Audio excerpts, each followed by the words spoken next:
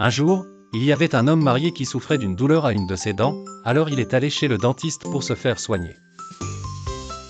Le dentiste était professionnel et a traité l'homme avec compétence, en stérilisant bien les instruments devant lui.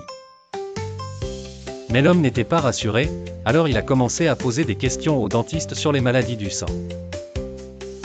Cette question était comme la mèche qui a allumé la peur dans son cœur. L'homme a demandé au dentiste, « Pourquoi tant d'attention à la stérilisation ?»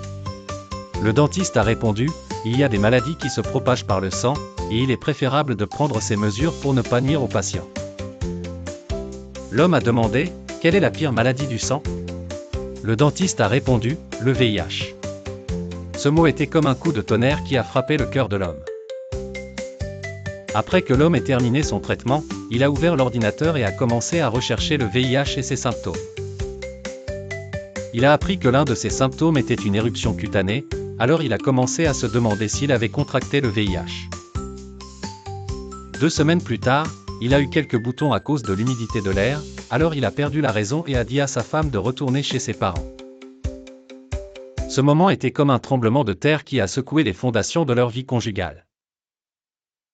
Sa femme lui a demandé, « Qu'est-ce qui ne va pas ?»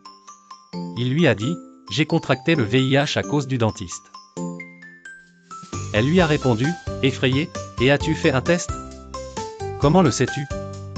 Il a dit, « Non, mais je suis sûr car j'ai une éruption cutanée. » Elle l'a supplié de se faire tester pour être rassuré, alors il a accepté et ils sont allés ensemble faire un prélèvement sanguin et ont attendu le résultat. Lorsqu'ils ont reçu le résultat, il était sain, alors elle s'est réjouie.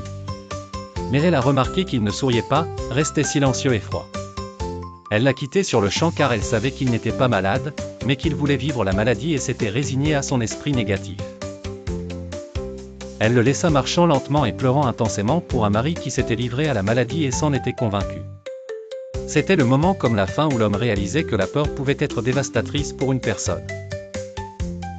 La peur peut être dévastatrice pour une personne, et une personne doit aborder la vie de manière positive et surmonter ses peurs. Un état d'esprit positif est la clé d'une vie heureuse et une personne doit éviter les pensées négatives.